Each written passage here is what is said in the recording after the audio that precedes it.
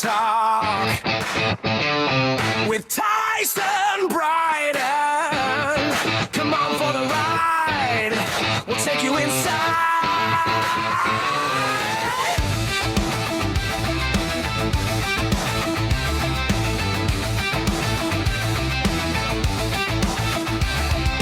Non-stop rock talk. It's non-stop rock talk with Tyson Bryden. Come on for the ride. We'll take you inside. Welcome to Nonstop Rock Talk. It gives me great pleasure to welcome back David Reece. Hello, everybody. Welcome, David. Greetings from Italia, or as we say, Buon Natale. Greetings from Italia, yeah. You know what? It's funny. Before, of course, we're doing, as for people who have been listening to the first two interviews that we did a couple months back. I mean, the last one was only, I think, a month and a half, where we did Act 1. Yeah. And today we're going to do Act 2, which is going to be fun. I'm kind of disappointed because it's over now. It's almost over. So, Yeah. until the next album, right? Or until... I think I've got Act 3. Act 3 is about written right now, so so we'll have something to talk about.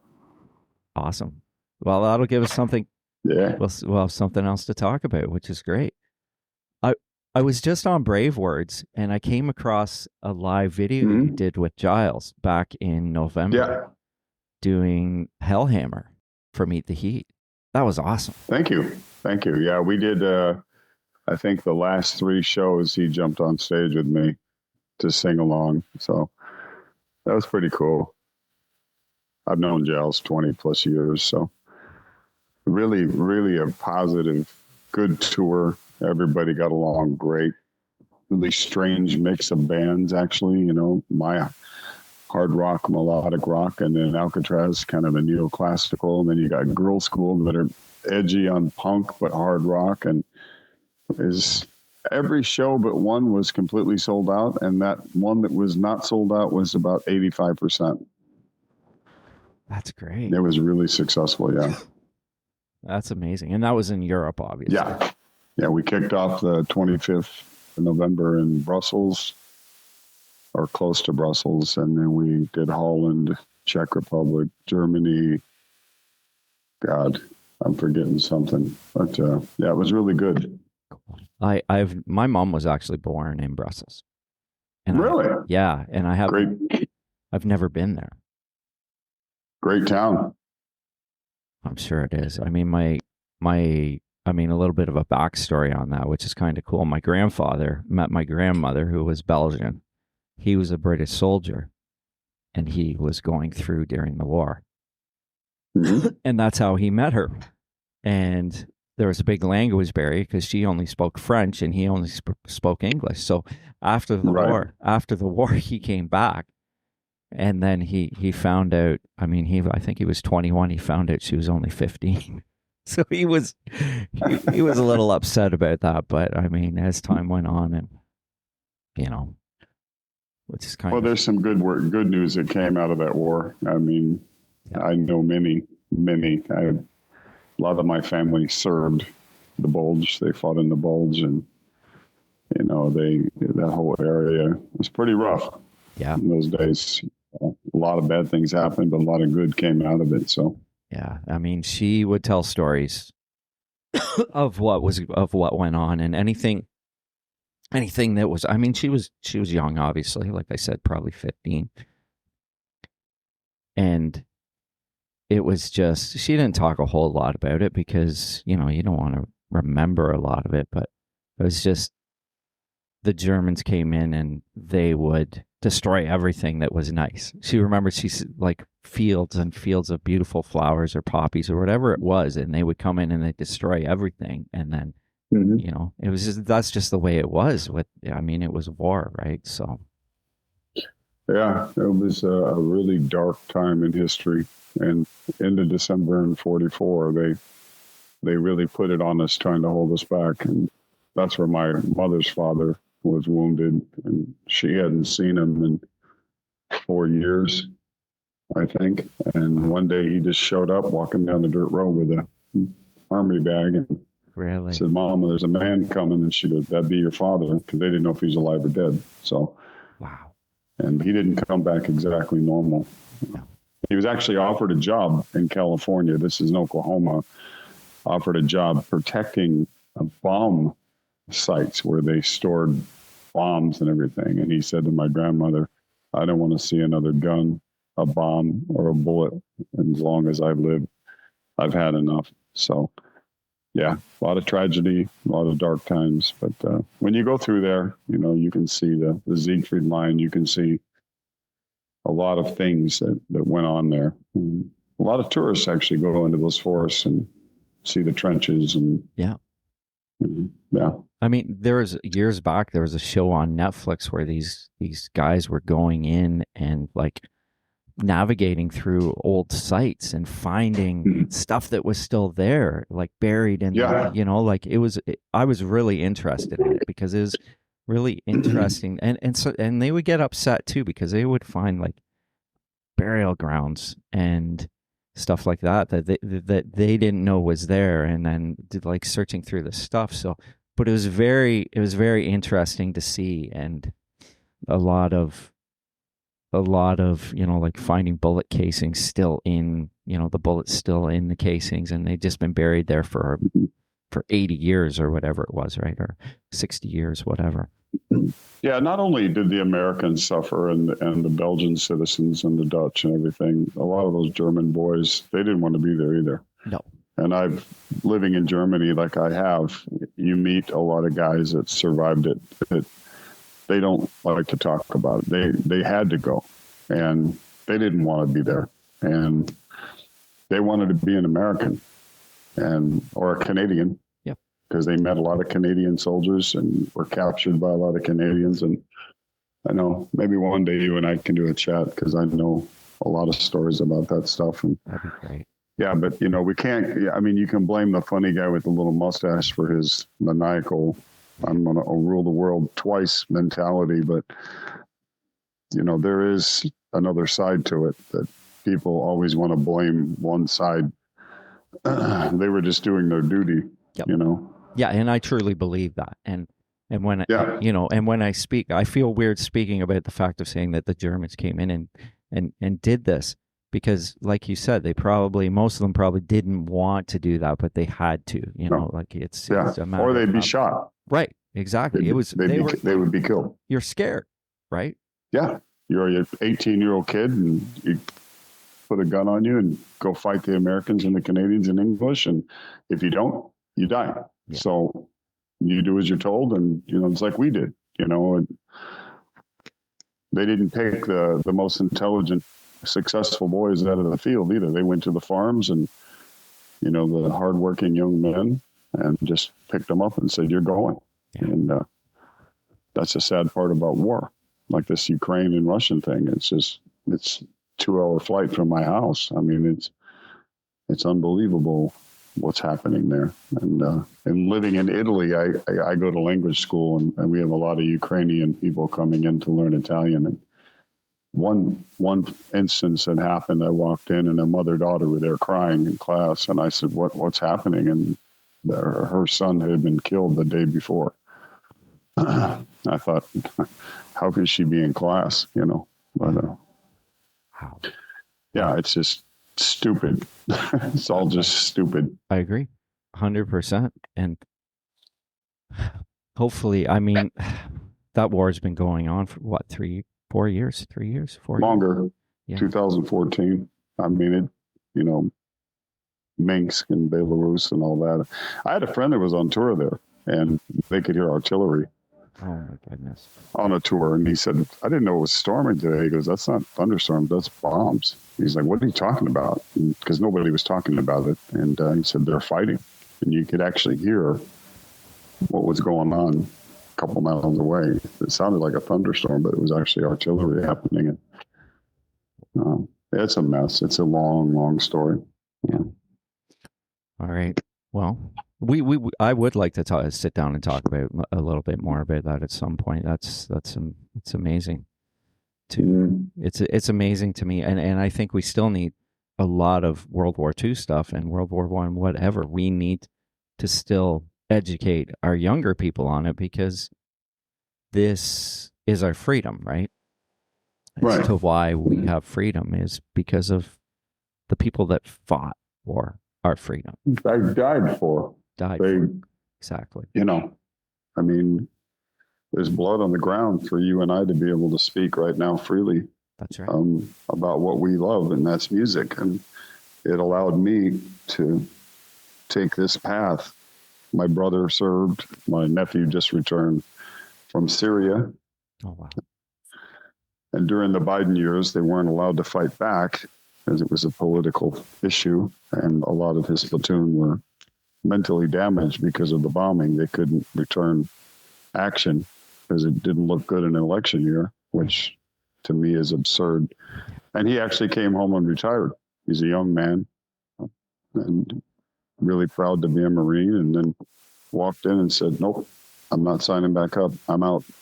So it's changing now, where the pride is coming back. Thank God. Yeah. Where people want to serve their country and allow people like Tyson and Dave to talk about this openly. Yep. But you and I, we don't have a clue what they actually went through, No. you know, Not a clue.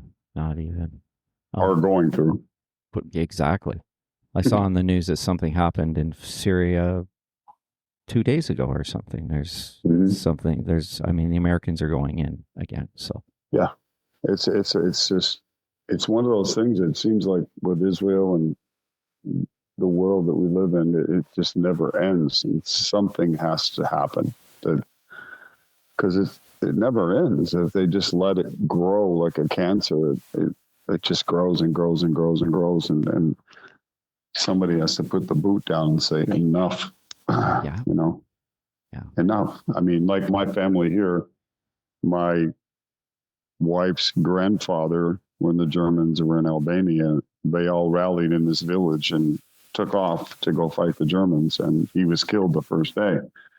And her father was in the womb, actually, when it happened. And in the village that I live in, there's a memorial on the wall of all the names of the boys that were killed. They were wiped out in a matter of a couple hours. They went with hunting rifles and shotguns, you know, to protect Italy, and the Germans destroyed them because they couldn't fight a mechanized army, you know. So that it touched even my personal family. And our aunt just passed away. She was in her late 90s, and she would tell me stories of Mussolini walking down the streets here in our village with Hitler.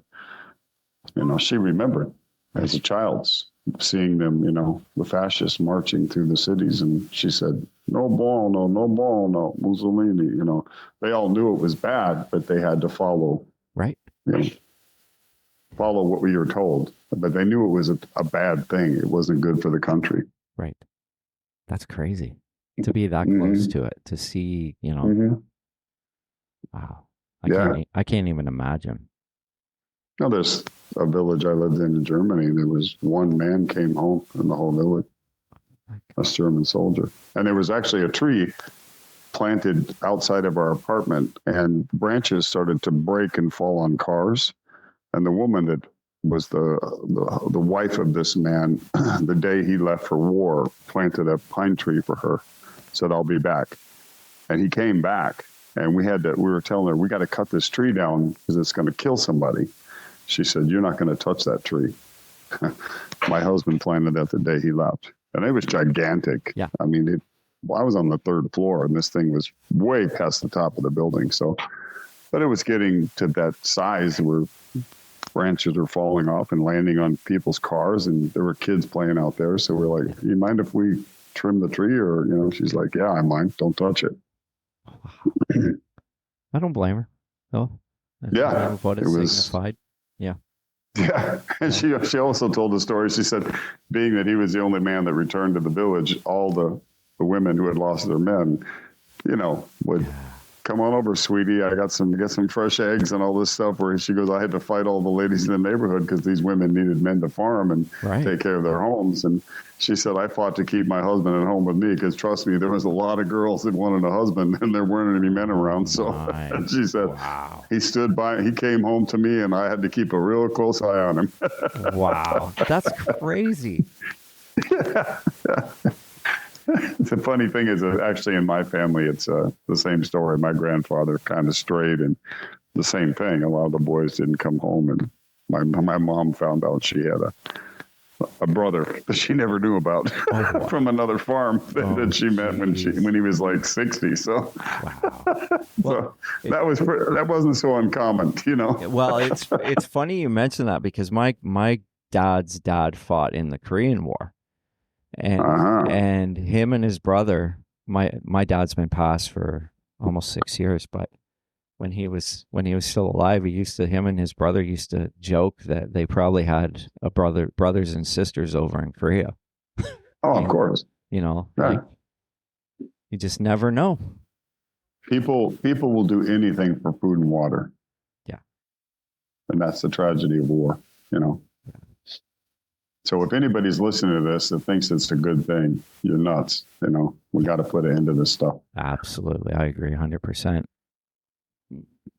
Gwen, my wife, girlfriend, last week we were watching a bunch of, you know, I was kind of getting into what happened over in Afghanistan, like when they initially went in there. So we were watching a couple movies on it and I had to stop. I was like, I can't watch any more of these because it's entertaining, but then we watched Black Hawk Down, and that's when I said I can't do this anymore. Like that movie was outrageous because it just went on and on all day into the night and I'm like I can't imagine that, and I just couldn't watch it anymore. Yeah. And I think, you know, with social media, if you've watched a lot of these guys that have their own podcasts, now they're fighting amongst themselves for ratings, and it's getting silly. A lot of SEAL guys, a lot of Ranger guys, you know, they're accusing other guys of things, and I'm just like, man, this is getting out of control. That's crazy. And they're not the ones that make the decisions to go in; they're just following orders, you know. Right. So now they're fighting amongst themselves because they have a platform to voice their opinion, and one guy gets offended, and then it goes down the line, and they're all arguing on, you know, that's what we're talking on. Yeah, it's crazy. Well, with that said, let's change the subject and talk about music. Yeah, you know what? I mean, it is real. It is real, and I like to talk about some realism on my show because I think it's important. Absolutely, and absolutely. I think that's. I have a brother who's suffering from PTSD and injuries from the fighting in combat, and to watch how the government's treated my brother. He's finally living in a country house in Oklahoma now, fishing every day and walking better, and, you know, saw a lot of bad things, and, you know, you're just a bullet stopper, you know, and basically, you did your time, you got hurt, sorry, we can't help you. But I mean, I've watched my younger brother crippled up. I mean, I'm 65 years old and he's a few years younger than me, but he's in far worse physical shape than I am. And finally now he's got some peace where he can live his life the best he can. And, you know, it's a horrible thing to watch him, you know, talk about it and having the door slammed in his face. Oh, you're not hurt enough. And, you know, that kind of stuff. And what's up in your head could be as damaged as maybe losing a limb. It's not a visual thing where you can see that. You know what I mean? No. You don't know what's going on. And I mean, and that is a thing with mental illness, period, of any type of mental illness, is that you can look at someone and think they're fine, but what's going on inside of them is totally 100% different. Yeah. I mean, the music business, for example, if you let it consume you, I consider it a full contact sport. It really is. And there's so much competition and liars and emails that go on unanswered and people that you think you're friends with and that you can trust, and they just go for the next hot topic and the percentage. It's not, they don't care about anything else but their commission. And, that's a hard pill to swallow, but the older I've gotten, I've learned how to not let it, wear on me. It rolls off, but it does affect you. But then there's this cool thing that as an artist that you just kind of push it out of your mind and you say, I've got work to do. Yeah. I'm not doing this for money, because there's no money for anybody really, unless you're Maiden or Metallica or someone at that level. But guys at my level, I do it because I love it. It's almost a curse in a way too. Yeah. Because a lot of times I will say, that's it, I'll take off my flat cap and throw it across the room and say, I'm not doing this anymore. Yeah. Well, then pulled back in because there's this little voice in my head saying, hey, this idea is cool. Don't forget it. Record it. And I think I've done that with this record we're going to talk about. So it's funny. There was an artist through somebody else. He said, hey, my buddy used to be in this band, and they did well, and they did okay in Britain. So he reached out to him to see if I could get him on the show. And he came back and he said, no, I do not want to talk to any of those people because they all have they have an agenda. Mm-hmm. And I was like, okay, I respect that. Let me say this, though. I did a podcast not long ago, and the guy's probably got 10, 15 followers. And he said something that was really intelligent to me. He goes, I'm nobody, blah, blah, blah. To me, they are. I mean, without you guys, there's no me, because this is my outreach to my audience, and people find out more about Dave and how Dave clicks. Yep.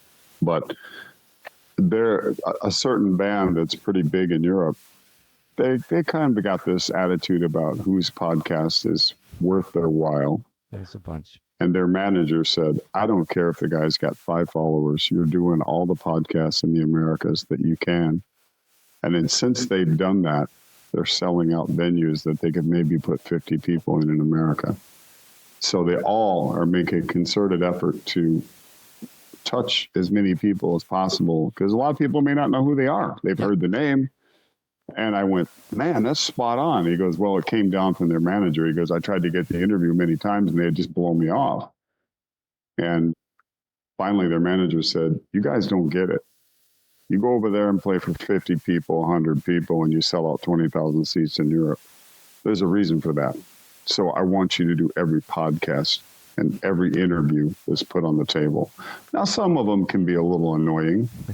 How does it feel to be in a band? I mean, come on, be a little more creative. Be a little more creative in that you're talking to somebody who's been being in bands since he was 17 years old. So, I mean, yeah, I get that. I get asked that a lot. I try to be, courteous, and, you really want to know what it's like? Okay, here's what it's like. This is the good and this is the bad. And usually the bad list is about that long and the good list is this long. So, it outweighs it, but it is what it is. It's funny that you say that, because I'm sure you're familiar with the band Gotthard. Yeah, very, very familiar. Well, I mean, they do well in Italy and Switzerland. They're from Switzerland, right? They're not. Mm-hmm.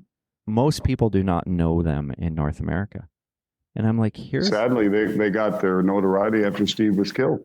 Right. I mean, exactly. And I know Leo. I've done gigs with Corleone.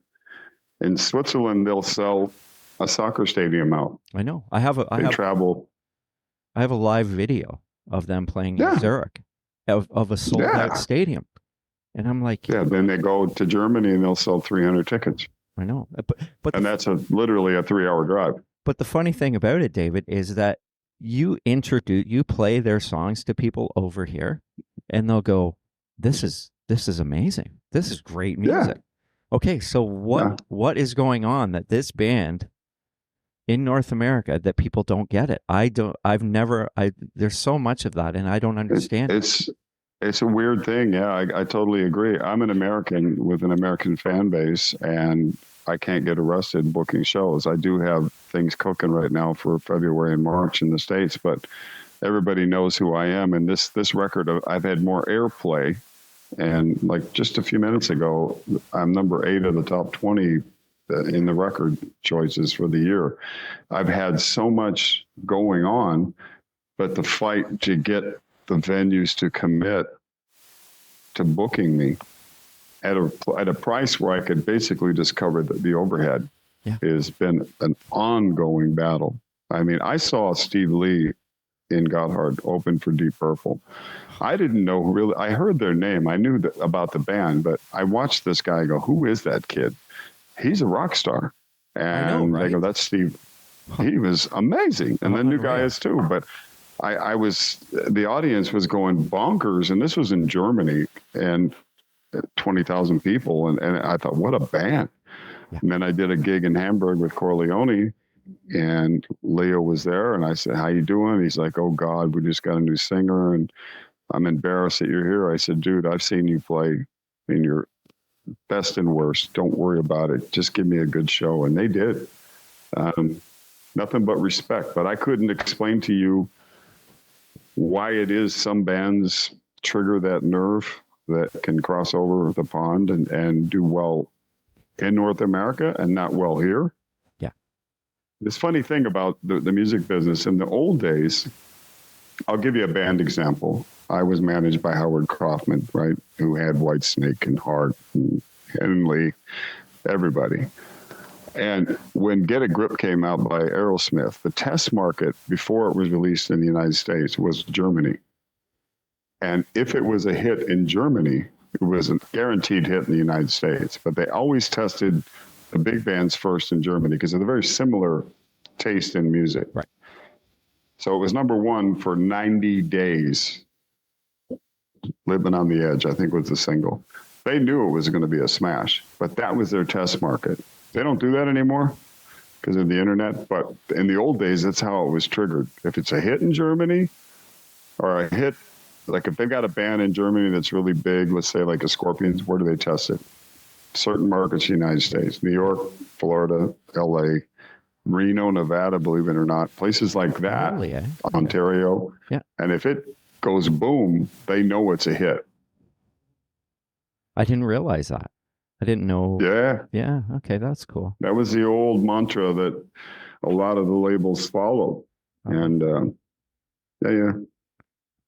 The singer in my tribute band is actually in a band called Moxie, which was a Canadian band from the 70s. And Moxie is going to play in Sweden next year at one of the festivals. And they were supposed to do it this year, but they had to cancel. So anyways, Gotthard is on that bill next year. And I was like, I am so jealous. I wish I was going with you guys. Because I would love to see them. And Nick Mader's the new singer. And Nick's been, I think he's done 5-6 albums and he's done a great job. Hard shoes to fill. Oh, I know how he feels. Absolutely hard shoes to fill, man. Like I just heard today that Gianni Pontilio is the new singer for Nazareth. He left Victory. Oh. Yeah, that's all over the social media today. I was like, what? But I'm a fan of Nazareth, but I mean the real Nazareth, the old one. But yeah. Gianni's a fabulous singer. I was like, good for you, Gianni. Good luck.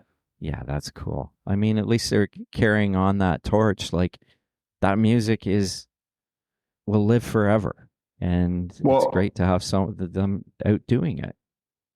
Well, we talked about this in Act 1, I think, about branding. Yes. And you can go to Foghat, and I think the only living member is the drummer. Nazareth, I don't even think there's any original guys left. I don't think there is. But the brand, pardon me, and the songs are what people want to hear. Right. And that was my decision-making behind putting Bangalore Choir back together with the brand logo, the old one, the similar artwork on the album cover, and the sound. Because I knew playing those songs from On Target, every show I do, I'm stunned with all the people that know it. And they bring the CD to me and ask me to sign it. These are original copies from 92. Yeah. So I had an epiphany, coming back from France last year. Just, I got to do something. Because when you're a solo artist, in all honesty, you hit kind of a plateau unless you're a Bruce Springsteen or a Bowie or someone like that, or a Tom Petty. You're not you're going to reach that level of success. But just, oh, Dave's doing the solo thing. You go to the venues, you play, the same people that were there last year or 6 months are there again. You know, you're not really getting the extra 20 or 30 punters in the club. You know, you're filling it, but it's not full. Yeah. You know? Yeah. So, I mean, it makes more sense because of the name, right? That's that brand. Right. Going and doing that. See McDonald's. What do you see at McDonald's? Exactly. The Golden Arch. That's right. I mean, you know what you're going to get. You know it. Yeah. It's ingrained in your brain. Exactly. It's funny too that I often say that I wish in some ways musically I wish I lived in Europe, because there are so many bands like the New Roses from Germany.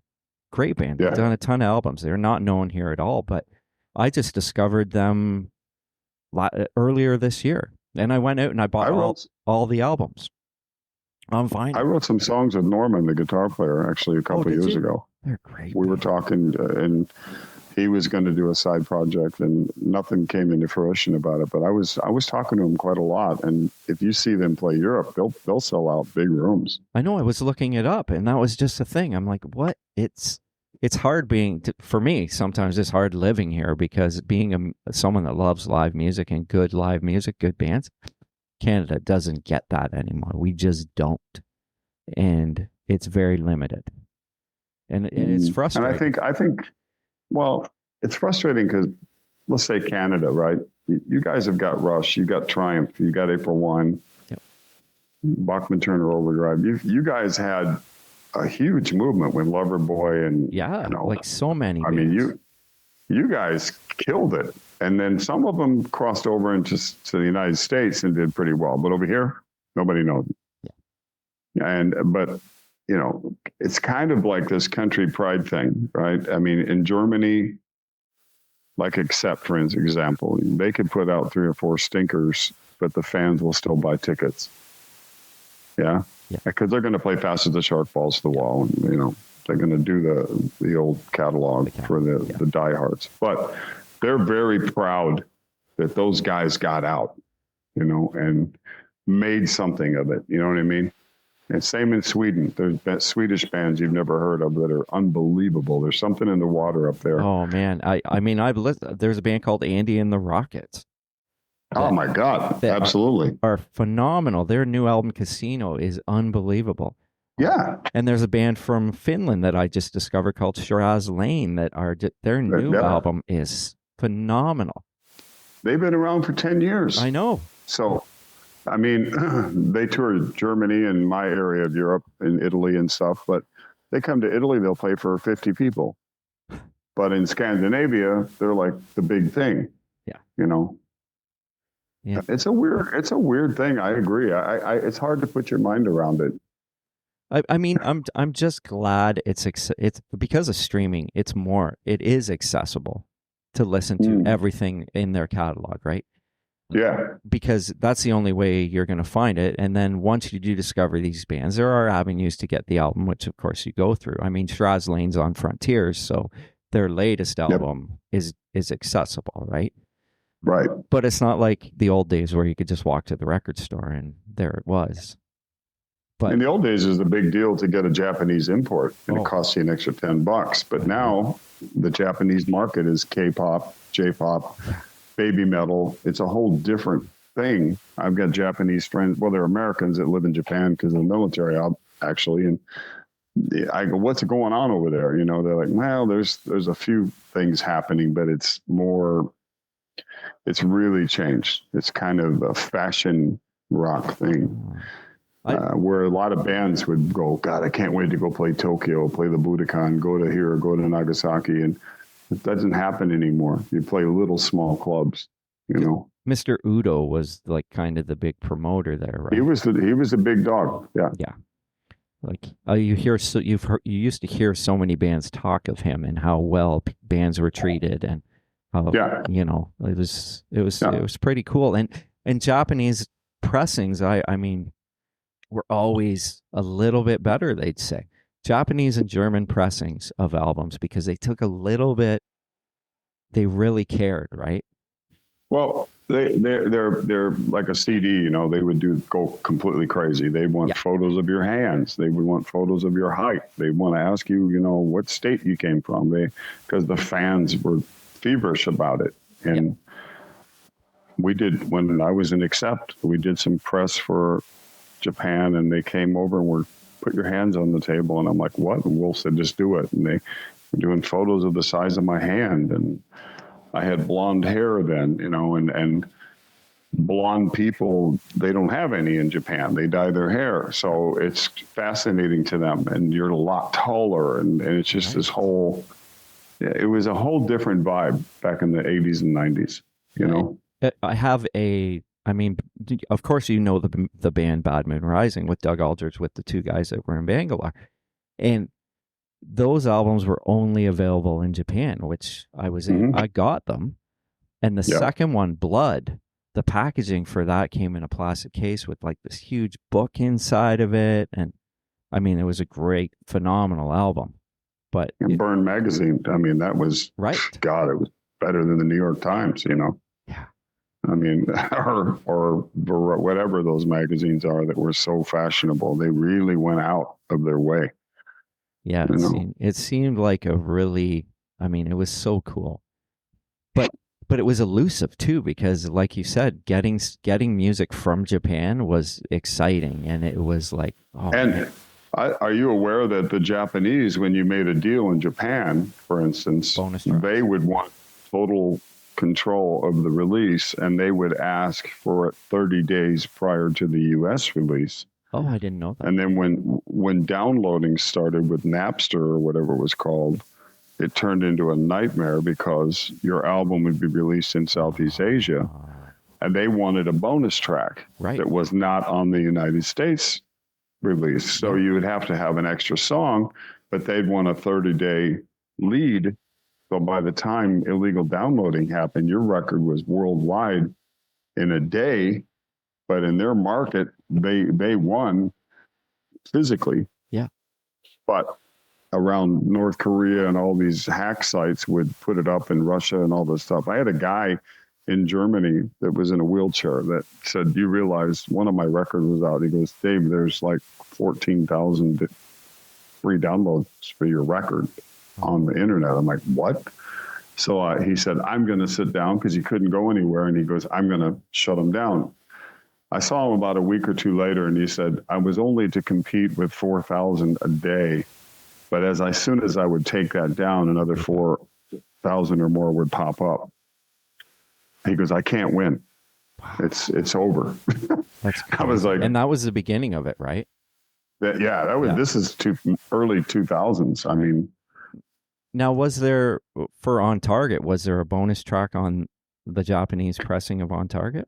No, there wasn't. And there was only 10 songs on that record, I think. And I did be On Target, where I found all those demos. They were held hostage. Yeah, that was held hostage by a guy that was replaced in the band. He went into the studio and told the guy running it at night he had to pick up the masters, and he stole them.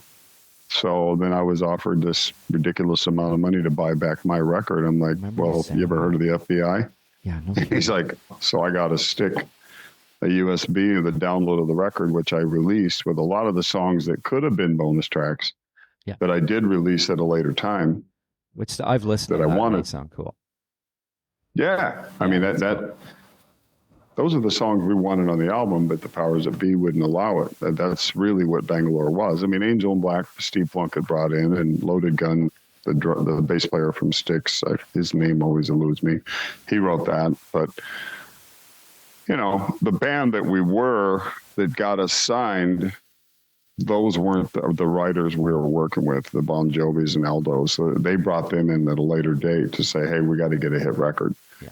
But when I found the Beyond Target stuff, the demos, those were the tracks that really who we were.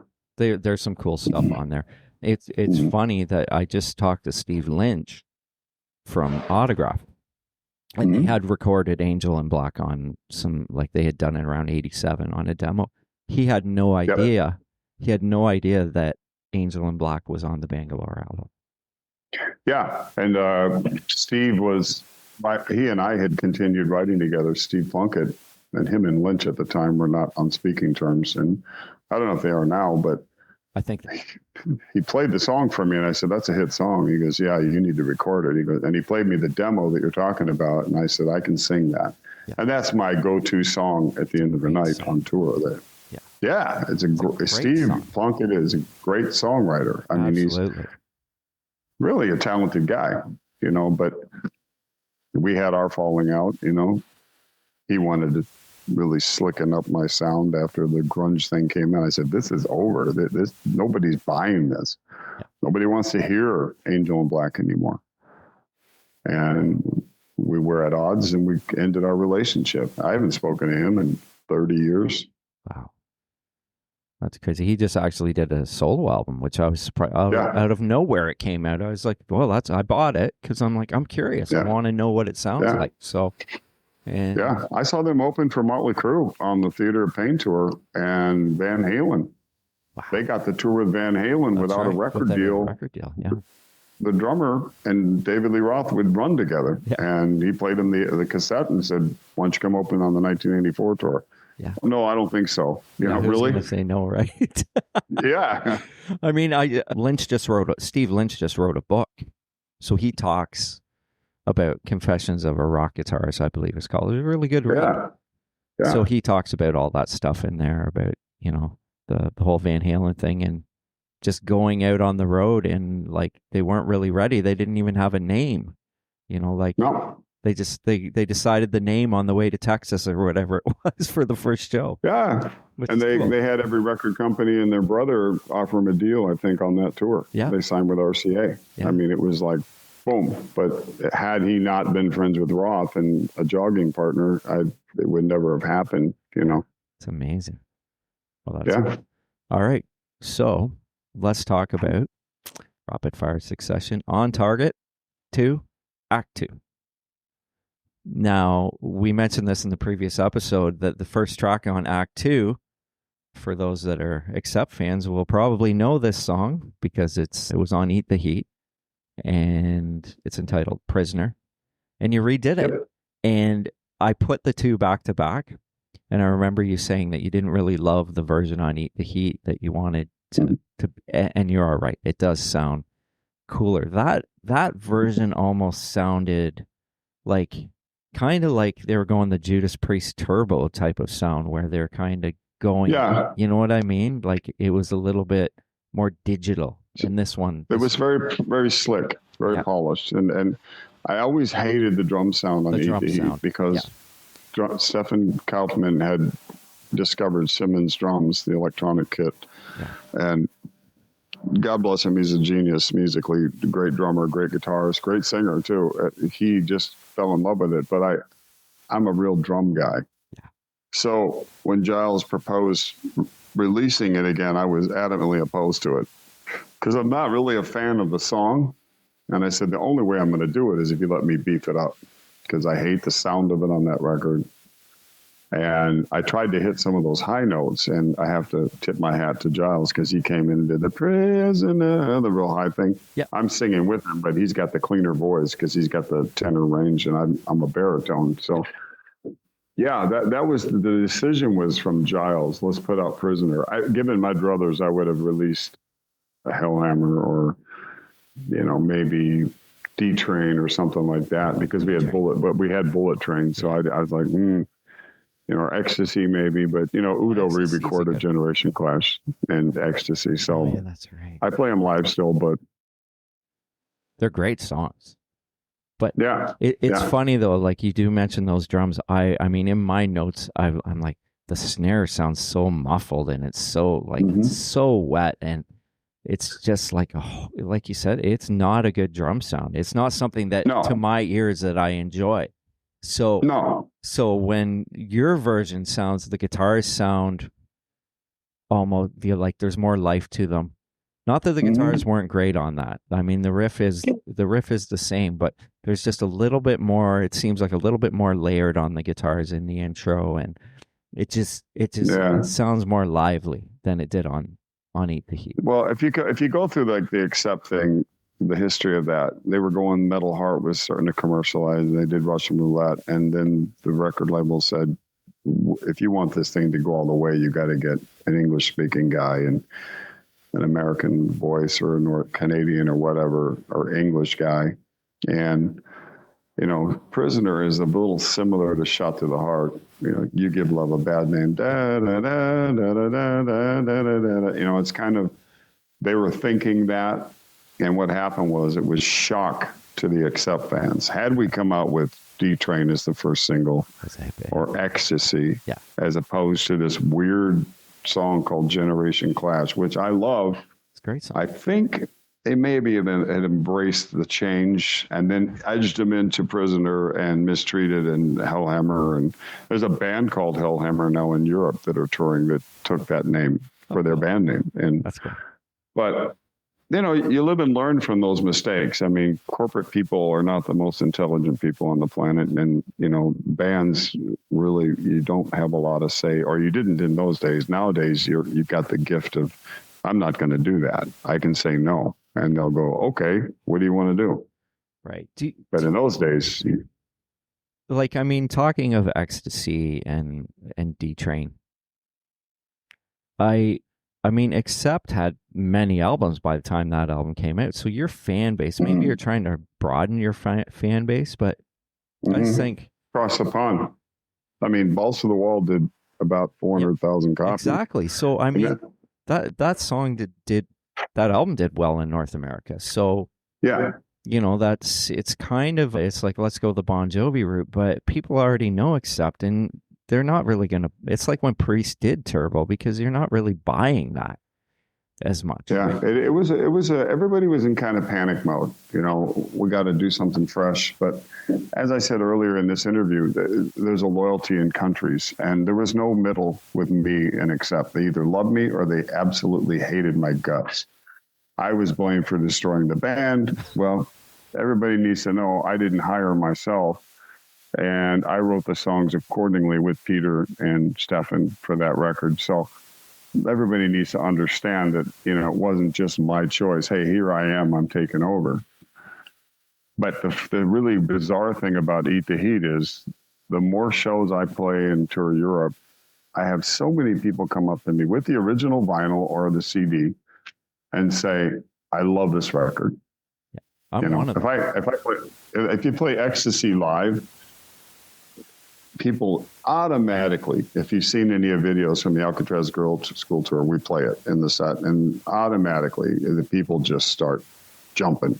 They know it. Yeah. It's my song. It's my voice. That's my presentation. So given my druthers, I would have gone a different route, but they were so fixated on breaking the radio market in '89, you know, because it was still kind of jumping then. You know, get a hit, get a platinum selling record, and you guys are on your way. Yeah. It failed. I mean, I got a gold record back here. It's a worldwide thing, but that's Eat the Heat. But no, I'd say sales-wise, it was a failure compared to, you know, I don't know what they're doing now, but those days, yeah, comparatively. Yeah. I mean, that's the album, if I want to listen to Accept, that I do listen to. Yeah. Not that, I mean, I have a few of them on, I mean, I have Metal Heart and I have Balls to the Walls on vinyl, but that, the Heat, the album's the one that even if it on streaming, if I'm like, oh, you know what, I feel like listening to this today, because that's the one I always go back to, because I do really love that album. And yeah, it's weird. 30 something years later, and here I am, you know, getting congratulated for a record. I'll take it, but yeah. It's just kind of bizarre. Well, David, it's kind of like the John Corabi Motley Crue album. There are so many people that say that is Motley Crue's best album. It is. Right. I mean, I don't listen to Vince Neil. I don't like his voice. I mean, I'll be honest. When they got John in the band, I was around when that was cooking. Yeah. We played a show with Scream, a couple shows. And in the audience was Tommy leaning against the wall with his fan base and Nicky standing around. I go, uh-oh, why are they here? Yeah. You know, and Corabi had that Steven Tyler kind of thing. And then I played another gig with them at a place called the Shark Club, and I think Dweezil was on that show too, and Screamer on that gig. And Screamer rocking, Man in the Moon. You know, couldn't really get out of L.A., but they had a lot of airplay in Kanak, but I saw the Motley guys hanging around again. And now Mick Mars is out there. Okay, they're looking for a singer. It was pretty easy to figure out, but. Yeah, in my opinion, I agree. Hooligan's Holiday, great songs.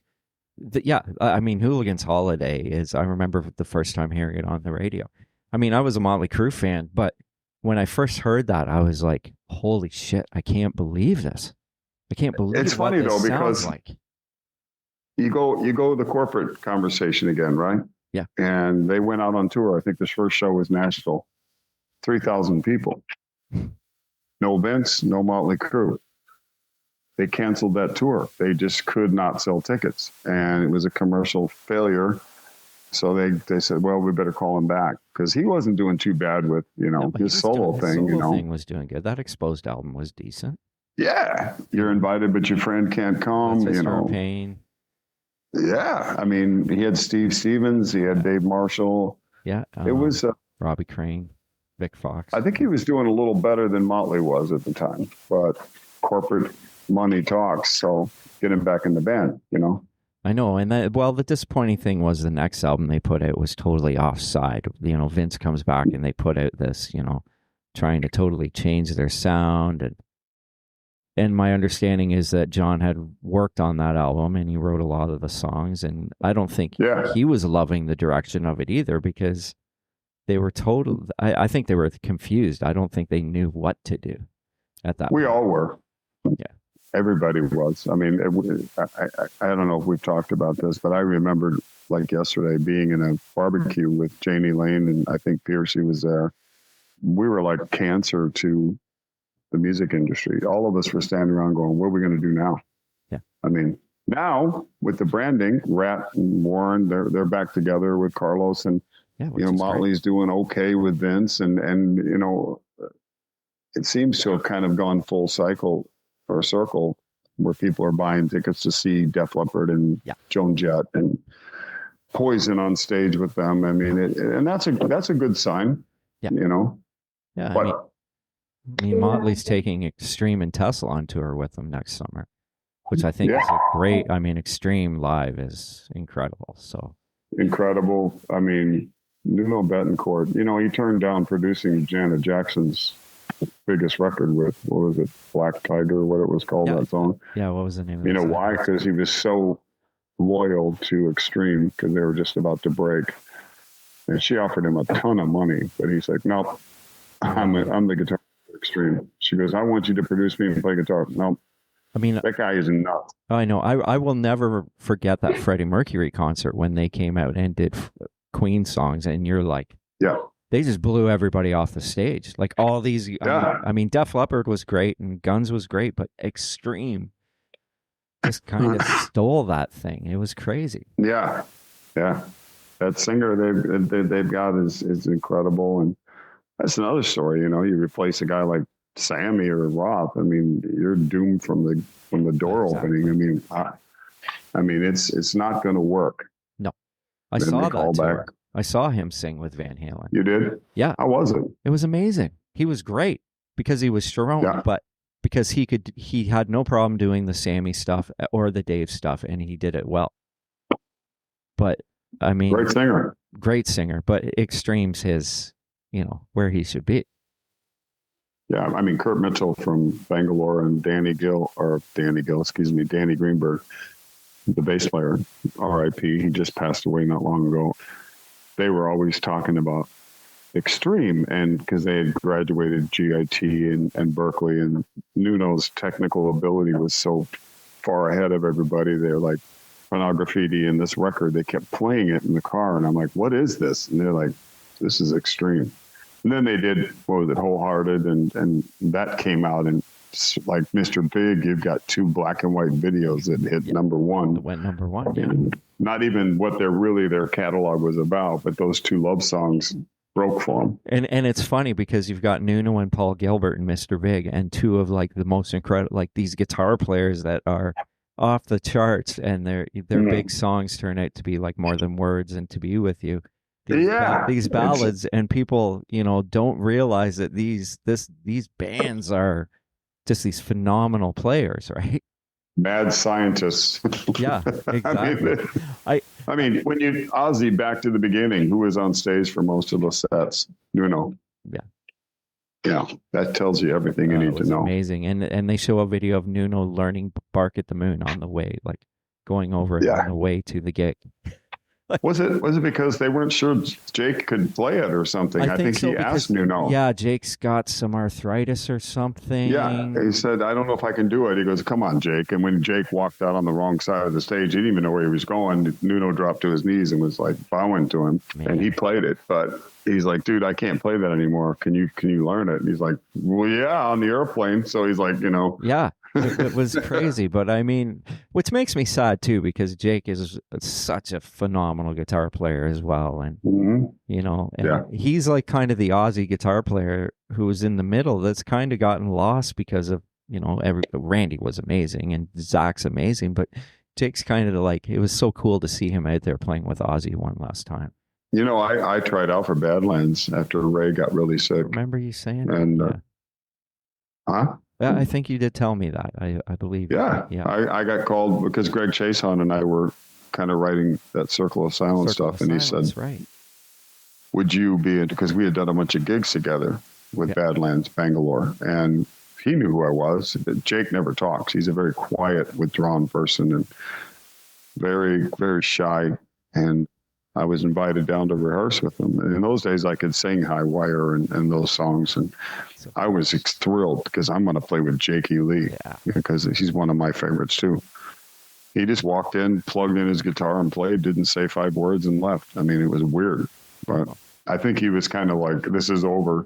No Ray, no Badlands, Wow. Now, refresh my memory. The Circle of Silence. Who played guitar in that band?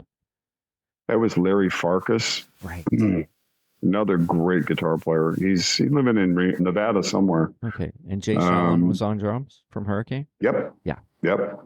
And Chris Cavallo, or I can't remember his last name, was playing bass. But originally it was Greg Chason. And that goes back to the Steve Plunkett story because he was trying to sugarcoat those songs. And Chason was at war with Plunkett from day one. This is not working. So he walked out. He said, "I'm not doing this," because Greg's a blues rock guy. Yeah, he's John Paul Jones of Arizona. You know what I'm saying? He's amazing. I mean, he's amazing. Yeah, he's a badass. I mean, one of the greatest on the planet. So that's cool. I didn't know that though about Plunkett. Like that's the first I'd heard that, and I remember. I think I have one of those CDs. I think I got it from Japan or something. And well, we signed with an Asian label for those releases. Nobody would touch me in America after Bangalore because of grunge, and Japan was still buying hard rock, and we did kind of go south in the Sabbathy kind of vibe, and which was cool. Greg is like, I mean, that first Circle of Silence album, I see that all the time over here at shows. People love it, and there's some really good songs on that I wrote with Steve as well. He wrote a lot of that stuff with me, but you get into that production thing and then all the business starts flying and then band members start saying, this ain't the way I thought it was going to be. I'm out of here. Yeah. It's funny because being a music guy, and I wasn't into the grunge thing. I just wasn't. I mean, there were some good bands, but I was still listening to, if this stuff was coming out because I was still reading Metal Edge, I was trying to find it. I was trying to find, I was like, oh, David Reece has a new band. Oh, well, how do I get a hold of that? Well, I didn't get a hold of it till the 2000s because of eBay. Yeah. Right. It was good old Jerry Miller. Right. Exactly. And like Manic Eden, for instance, which was the Adrian Vandenberg, Rudy Sarzo, Tommy Aldridge. I just happened to find that on import at HMV in Toronto. And I was lucky. Yep. And it was different, though, because the singer from Little Caesar was on it, and they went more of like a Hendrixy type of vibe. And I remember that. But it was on JVC. It was only released in Japan, right? Yeah. So there's and Bad Moon Rising was the same thing. So a lot of those bands, like you said, you could only get them in Japan, and you had to try and find it. I mean, Doug is doing great now, and this Dead Daisies thing is they are kicking it, man. I mean, Karabi's got a new album coming out, I heard. He does, So, yeah. I just saw that on Frontiers. Yeah, he's got a whole new band. He hired a bunch of like really yeah, good players. You know, the one guy from plays with Gene Simmons, I think. Maybe the Accept guy. I can't remember. Anyways, maybe the guitar player. yeah, Philip Schaus. I think that's who it is. Yeah, he's from Kentucky, I think. Yeah. He just left the band. I think he's out. Okay. Yeah, he's a great player. So I think he's playing with Yep. Karabi too, and there's a few other guys, which is cool. All right, The Beauty. let's carry on with Act Two, The Beauty. Okay, The Beauty I wrote with a Spanish guy named Gorka Alegra, who, when I did the UDO Steel Factory tour, my bassist that was with me full time had to go back to his day job. You know, you've only got so many holidays. So Yeah. Gorka and I had done some gigs together, and we were writing together in those days. And I told him I'm doing the Bangalore thing, and if I come to Spain, will you want to play bass? He's like, absolutely. He goes, Dave, do you remember the song The Beauty? And I'm like, no. He goes, you got to hear this, dude. And so he sent it to me, and I'm like, oh boy, this is a good track. I can add a few keyboards here and there. I think I got Jimmy Waldo to play little keyboards on it. That's cool. And yeah, that's a special track for me. I had forgotten about it. So it got stuck on the disc. I said, that's going on the record. Perfect for Bangalore Choir. That bass line drives, and the guitar Yeah, fills man. and everything. Like that bass line is so good. Really Yeah, drives. great that song. Gorka, hats off to you, bro. Yeah, that's a really good one. Now, Sail On. This one's kind of a different approach. I love the throaty Michael Schenker attack in that opening guitar solo. It's kind of got that Michael Schenker throaty thing. Yeah. But again, as we talked last time, the textures and the different guitar tones on this one, again, if you recall, I had mentioned that where the guitar sounds were different throughout the whole Act One, where you get these different approaches, which I love.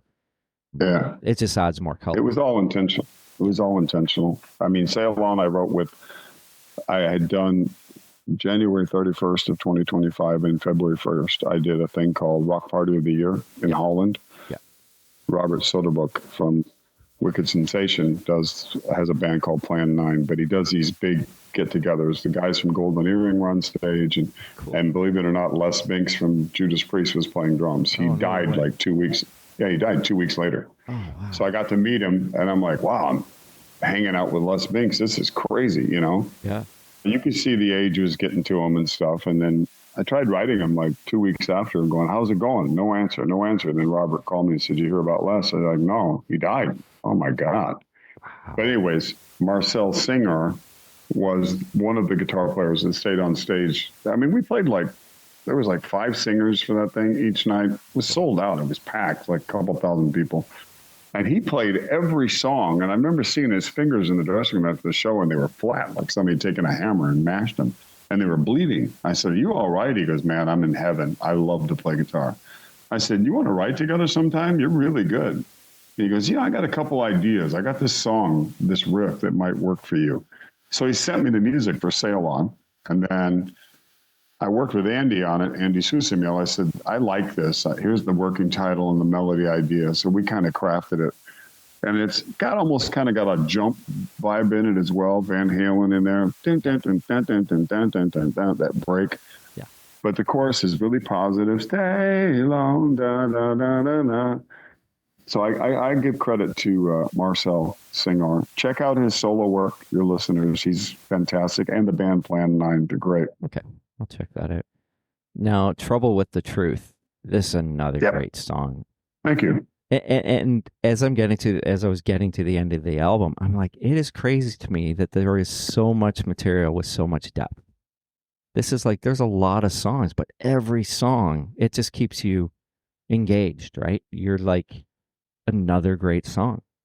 I'm scared about that, the amount of songs, because, the guy sees it that's going to review it and goes, oh, God, 16 songs. I got to sit through this. But 99% of the people like you say, I'm engaged. I'm listening because the songs are really good, which matters most of all to me. But I was apprehensive about that. But I wrote that song with Andy Susimil, and it just kind of popped up one day. Yeah. The idea in my head, and I was singing it to him on the phone, and he was playing guitar, and then he sent me like a minute 30 of the riff idea, and I put more lyrics to it. And the next thing you know, we got a song. So hats off to Andy. He's my weapon of mass production. Him and I have this weird chemistry that once we hit what we're trying to get, it comes.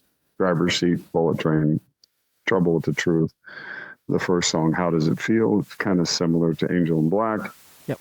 Because we studied on target, and like I told you in the last interview in Act One, our first 4 or 5 attempts, we failed miserably. We were not there. I said, I'm not doing this. It's not there. And I think he came up with the riff for Driver's Seat, and that's when I knew, okay, now we're on track. Yeah. And then it just came down. And those songs sound like him. Like his style and his playing, because he's got an edge, right? He's really got a knack for those great. Well, we understand each other. It's weird. We have this weird chemistry that I just played an acoustic show with him after the Alcatraz Girls' School tour. I said, well, I got to play the 10th of December in Germany. Do I drive home on the 8th and then turn around and drive back the 9th back to Germany? No, drop me off at Andy's.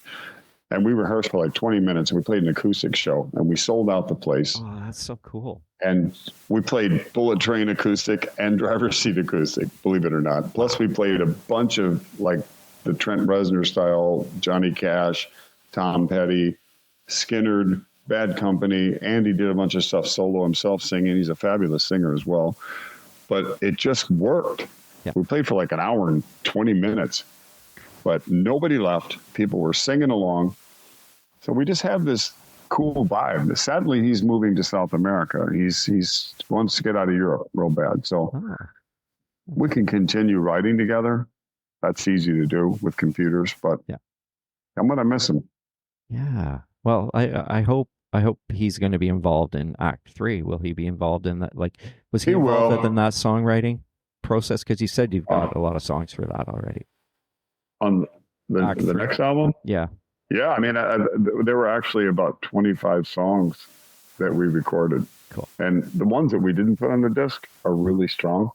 So they're sitting over here on a file somewhere, and I'll go back over them and go, you know what? I can put that on the record. So songwriting with him is probably the easiest thing to do.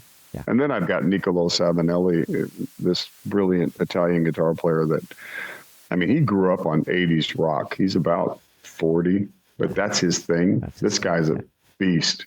You know, he was here yesterday and we were talking about the album. He's like, yeah, let's start working on the next one. I said, okay. I don't know if we're going to do Act 3 and 4 or we're just going to do like 12 songs. I don't know right now.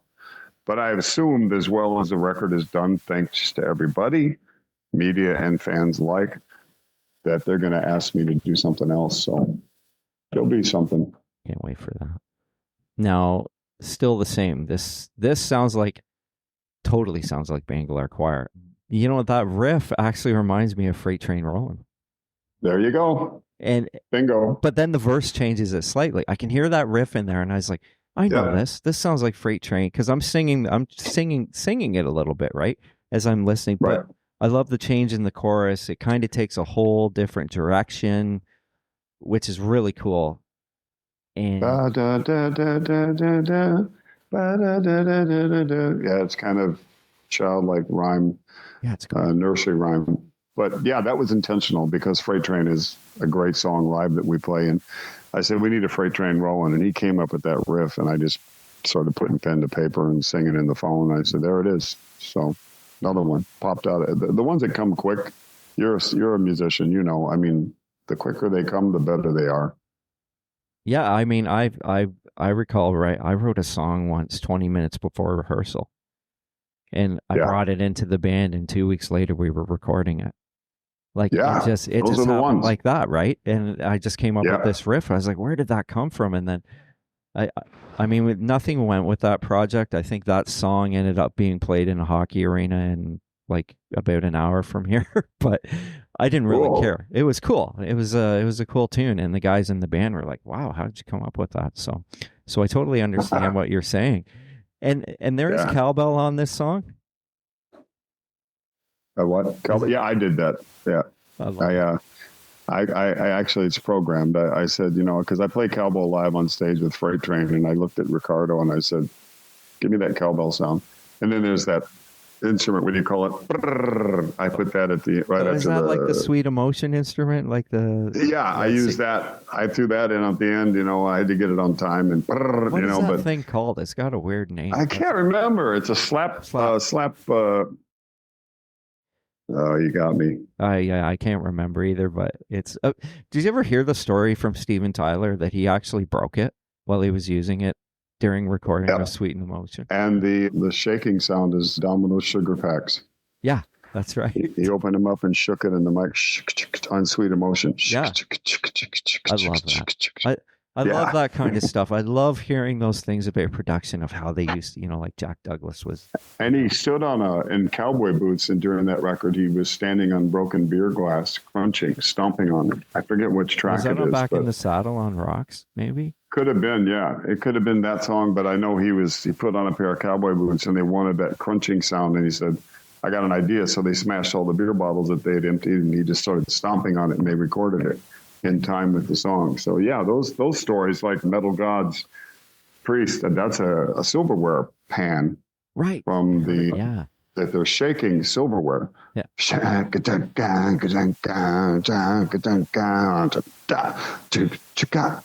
Yeah.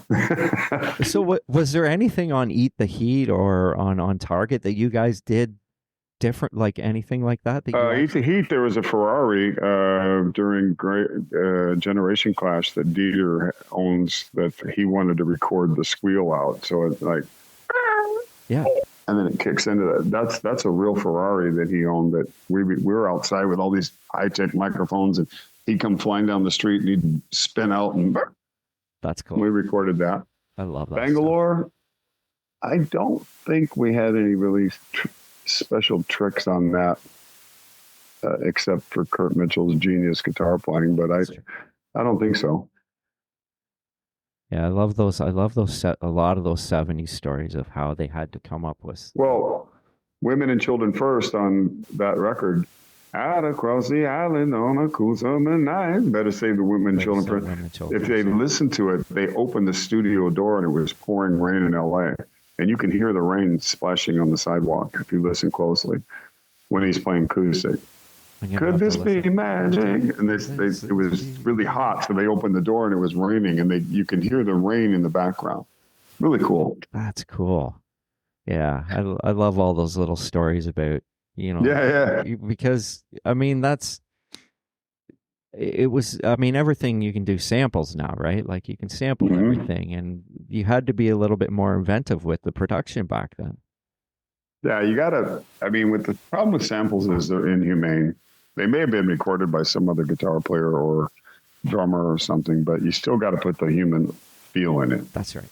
So if you can grab a tambourine, or you can grab the slap thing we talked about, and you can, right here, 1, 2, 3, 4, and you get it right, it's real. Because the drums on this record are real.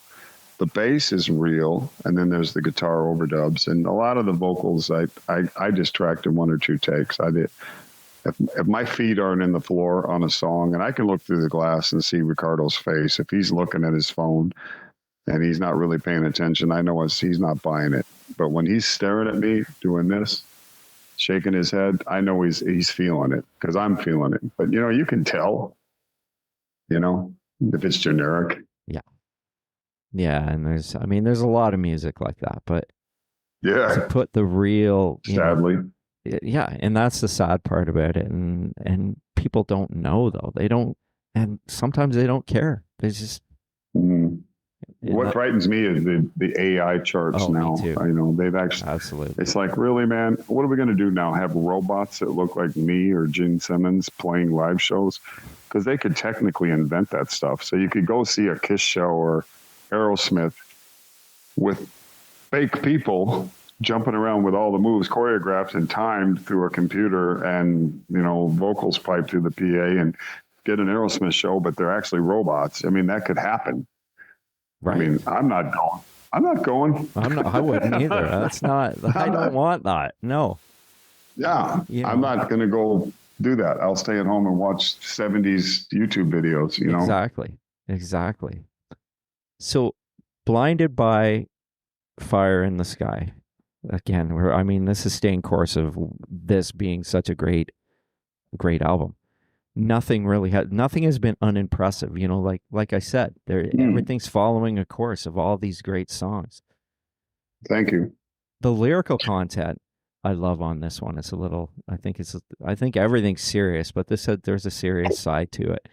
Yeah. And there's nothing cheesy. It all makes sense. And there is no like Mr. Roboto or The Stroke on this album. You know what I mean? Yeah. Weird thing about lyrics for me is I don't know what the hell I'm talking about when I'm writing. It's so weird when a song, and you probably go through this, maybe you don't, but when I'm writing a lyric, a lot of times I'll have this, you know, I got this idea, right? And I want to write a story about this. But most of these songs, just my hand starts moving. Blinded by fire in the sky. I'm like, what am I doing? And then this makes no sense. And then I record it and I'll listen back to it. And then podcasters or interviewers, well, it's so subjective. Oh, I think it means this, or it means that to that person. Perfect. Because I don't know what the hell it means. Yeah. You know what I mean? It's like, but it works, you know, it's a funny thing about music. And if you, some guys can do that. Paul McCartney and you know, Tom Petty could do it and Prince could do it, but I'm not that kind of writer. It just some scribble, you know, that rhyme and bit, blah, blah, blah. There I am. You know? Yeah. It's funny that you mentioned Paul McCartney because I was just watching the new Spinal Tap, and I mean, it was a little bit hard to watch because of the whole Rob Reiner situation, but I had it on, and Paul McCartney's in the movie, and he goes into have you seen it? Not yet, but I think I've seen this segment you're talking about. Well, Paul McCartney goes into the studio. They're sitting around just trying to go through this song. And Paul McCartney says, "Can I make a suggestion?" And David St. Hubbins is getting pissed off, like he's looking at him like, you know, it's Paul, but why do I have to listen to this guy? Yeah, perfect. It was so Who are you? Yeah, exactly. Yeah. Like, who do you think you are? Paul McCartney? Yeah. Like, it was so good. It was so well done. Oh my God. And I was actually surprised at how good the movie was. Really well done. It stayed course to the original, which I thought was like, this is brilliant. This is so good. That movie, the first one, completely depressed me. I went to the theater to see it, and it was so real of how I was living at the time. You know, being trapped downstairs, can't find the stage. I mean, everything that, you know, the late night, like Embers and Perkins restaurants, conversations about what we're going to, all that stuff I've done. And, you know, the lunatic manager, kick me in the ass, Paul Schaefer, you know. That's right, yeah. You know, you got these weird managers and all this stuff going on, and the band, you know, it's like, oh my God, that's my life. I got to get out of this theater. I mean, I left there completely depressed. Everybody's going, that was great. And I'm like, that's me, man. This is real. Well, but it was funny. It was. The whole Stonehenge thing was the best. Like, I'm drawing it on the napkin, and well, you drew it like this. Yeah, but I didn't want, you know, like 18 inches. I didn't say, you know, right. It's like when he gets trapped into the big plastic embryo. Oh, yeah. I mean, I went to Defenders of the Face show one night when they had the big claws, and KK got stuck in one of the hands. And about half of the show, he played off of the stage. The robot wouldn't come down to the stage. The rest of the band are kind of laughing while he's up there trapped in this big robotic hand. So I go, it happens. You know what I mean? Yeah, exactly. I mean, it's going to happen, right? Like, or the wireless picking up the air, you know, like the control tower. Yeah. What was that? It was like, and Nigel Tufnell's getting annoyed. And, it was so good. But like I said, the new one it stays course to that. Rob Reiner did. God bless him. Yeah. It's a tragedy. What a terrible thing, and it's a tragedy. But I mean, the legacy that he has left behind, and it's so cool that he was able to do another one. And I'm glad he got to do it, because apparently there's they're all connected. I mean, the guy was married to Penny Marshall, the guitarist, and then that's right. I mean, they all knew each other for. I went to one of their live shows. Actually, the drummer blew up on stage. For real? I went to a club. Oh, yeah, because they all imploded, right? Every drummer. Well, yeah, he did what they call spontaneous combustion, and there was like they put this green, they had like an explosion, and then they had this green like slime, and they scooped it up, and it was dripping all over the roadie's arms, and they were running around screaming, and then they called the ambulance, and they put this pile of slime on it. The ambulance took it out of the venue, and the crowd is going crazy, That's awesome. And I don't want to give away too much about it and tell you too much about it, but there's a drummer comes in to play with them, and they're trying out drummers, and it's really hilarious how they're trying out these drummers. And this female comes in, and she becomes the drummer. So Derek Smalls goes up to her after, and he goes, like, we really play well together. Would you like to play well together in another way? So all of a sudden, in walks her girlfriend. It was so good. Classic. Oh yeah, Classic. It was so Spinal Tap, and you're like, yeah, that's so him. So I'm not going to tell you anymore, but that's some. All right, I got to see it. I got to see comedy. It was good. So Rock of Ages. Love the movement of the guitar on this. Subtle, but it fits perfectly. That's got kind of. I'm a Christian. I'm proud to say, and it's a bit religious. The wording in that. It's. I was kind of curious about that. Actually, yeah, it's not about the premise. Yeah, it's got a. I'm a spiritual person. Thank God. I mean, I'm out of the darkness into the light, and that's got a little bit of that. Andy is as well. And I just said, I like this title. I know Leopard used it before, but I mean, how many heartbreakers are there out there? And, who cares? But it has nothing to do with that. It's more of a spiritual journey kind of lyric. That's cool. I like that one. And like I said, I was curious about, I was like, okay, I wonder what he's going with this Rock of Ages thing. I wonder what the kind of the premise was. So that's good to know. Now, the last track, Mending Fences. This has got this great piano in it. Is that a Wurlitzer?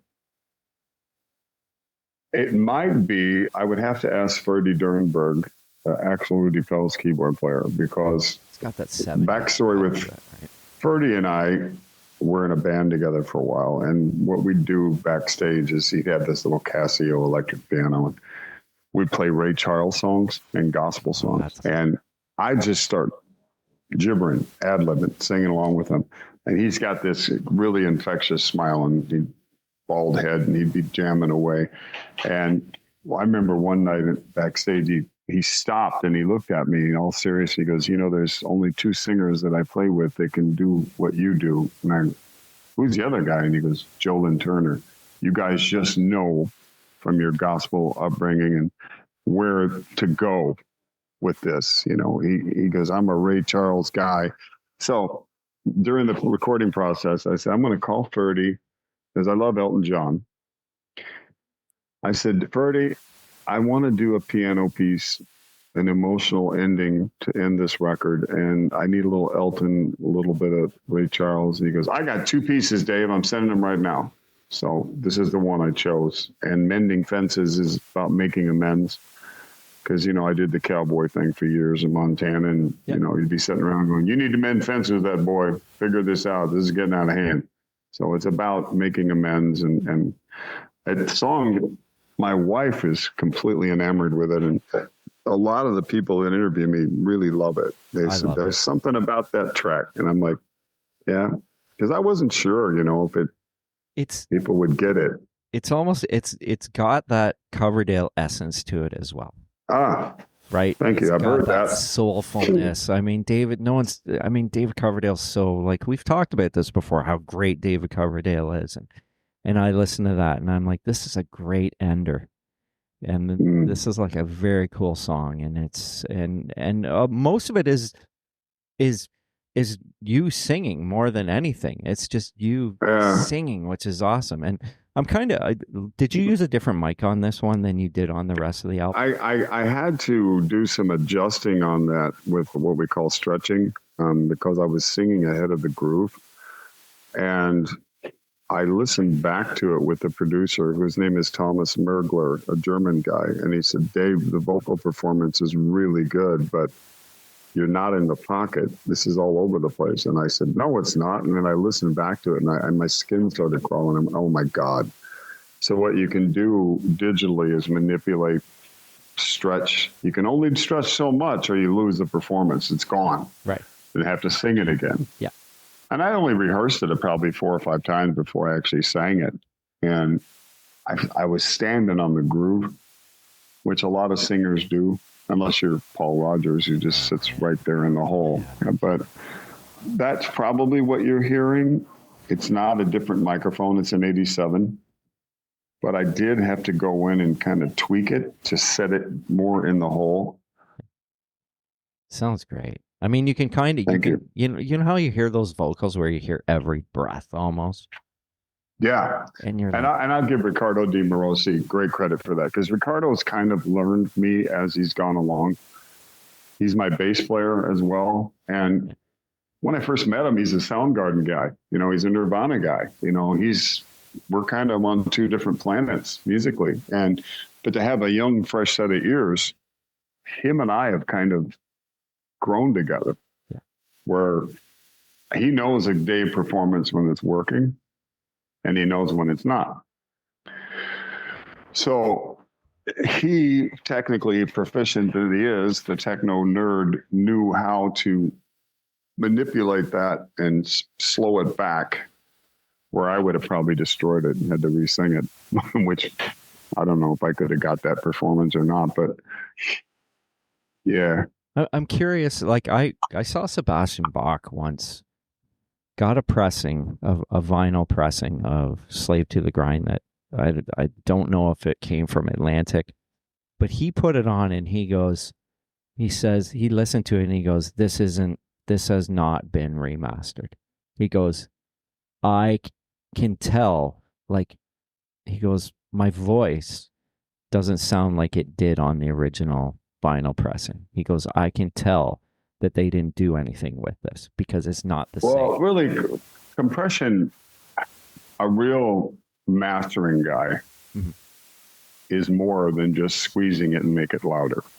That's really what you hear with not the new technology. They just compress it so it's louder. Yeah.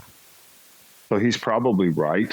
I've seen the old guys like Bob Ludwig, how they used to cut lacquer discs, you know, with a weighted brass arm and trim the vinyl and cut the track. And I stood there for about 30 minutes and go, man, he did it like 10 attempts on a record. I would go, well, and I heard that he had done like 10 records a day that way. That's crazy. And I just watched this light touch for different dynamics in the master lacquer and how he was cutting it. And then he would listen back and go, I want the bass a little bigger here and the drum separation. They could do that with that little razor sharp needle, cut those grooves. But what Sebastian is probably talking about is they just squeezed it so much that they lost that.